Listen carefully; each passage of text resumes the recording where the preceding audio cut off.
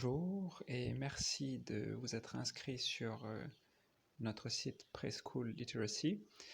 Donc, si vous regardez cette vidéo, c'est que vous avez décidé de télécharger l'application Djiroti. Donc, vous allez recevoir un mail qui est comme ceci.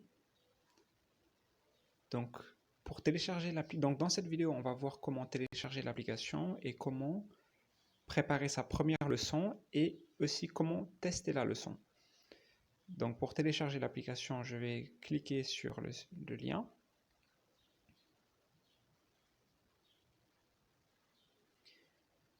Donc je vais être redirigé vers le programme d'installation de Android. Je clique. Voilà, donc ça va télécharger l'application.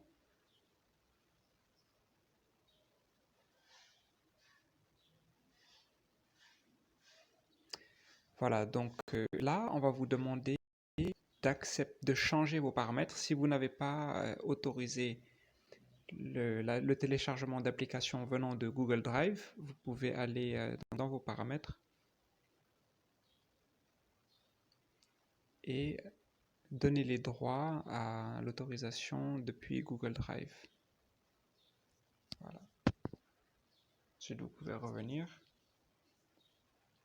Donc, voulez-vous installer une mise à jour, etc.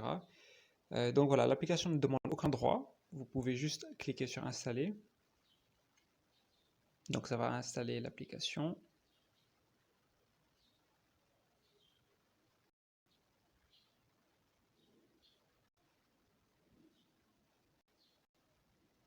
Et voilà, donc là l'application sera téléchargée. Vous pouvez l'ouvrir. Et voilà, donc là nous sommes sur l'écran de base de cette application. Si vous voulez ajouter une nouvelle leçon, on va aller sur modèle. Donc, bon, là, moi, j'ai déjà plusieurs modèles que j'ai créés. Ce sont ces nuages. Bah, on peut les supprimer, par exemple, en les faisant glisser. Donc, si j'ai envie de supprimer, par exemple, ce nuage rouge, donc, que contient-il d'ailleurs?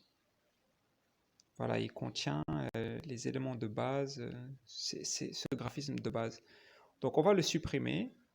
Et pour créer une nouvelle leçon, on clique sur le petit bouton plus en bas.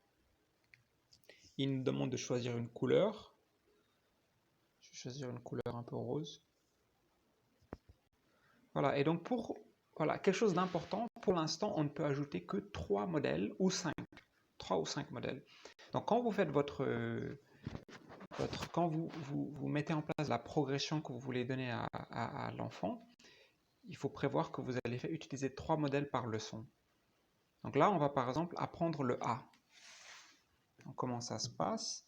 Voilà, vous avez 2 carrés et le carré qui est en bas, il est pour nous. Donc par exemple là, je peux dessiner ce que je veux. Si je veux effacer, je clique sur la croix en haut. Donc comment décomposer le A, le petit a en écriture cursive? On va faire un rond, un cercle. On va enregistrer. Si vous voulez rejouer ce que vous avez créé, vous pouvez appuyer sur la petite flèche, la petite boucle. Voilà. Donc une fois qu'on a enregistré, on peut revenir. On va ajouter une canne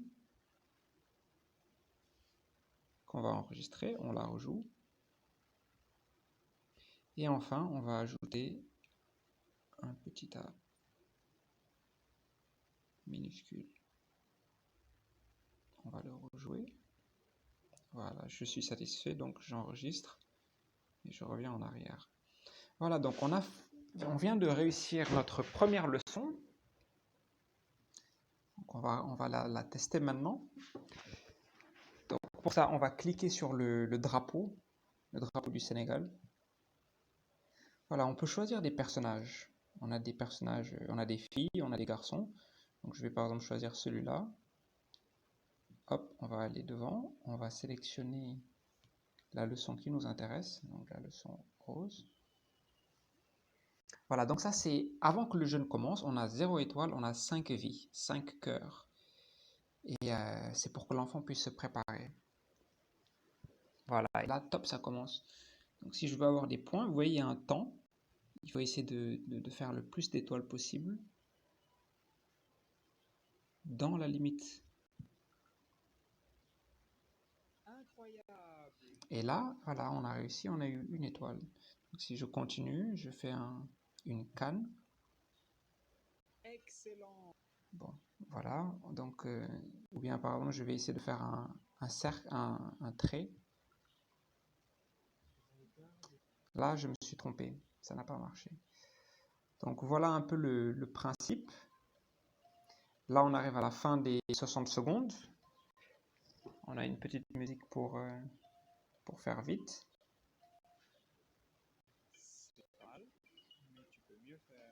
Voilà, donc là, on a 3 étoiles, ce qui est pas mal. Mais il faut essayer donc, de laisser l'enfant jouer jusqu'à ce qu'il ait au moins 5. Dès qu'il dépasse 5, qu'il a 6, 7, 8, ça veut dire qu'il a maîtrisé cette leçon. On peut passer à une autre leçon. Mais il faut garder cette leçon en mémoire car on va l'utiliser pour réviser, pour s'assurer qu'il maîtrise bien toujours ces notions. Et voilà, donc là le jeu est terminé. S'il jouait contre d'autres personnes, il y aurait un classement qui serait affiché. Et là ça recommence. Donc en fait avec ça, vous pouvez faire en sorte que l'enfant pratique beaucoup sur une leçon ou sur plusieurs. Voilà, donc ça sera tout pour ce tutoriel. Et puis si vous avez des questions, des remarques ou autres, vous pouvez les mettre sur les commentaires de la vidéo YouTube, mais vous pouvez aussi m'écrire sur le site Preschool Literacy. Voilà, allez, bonne journée.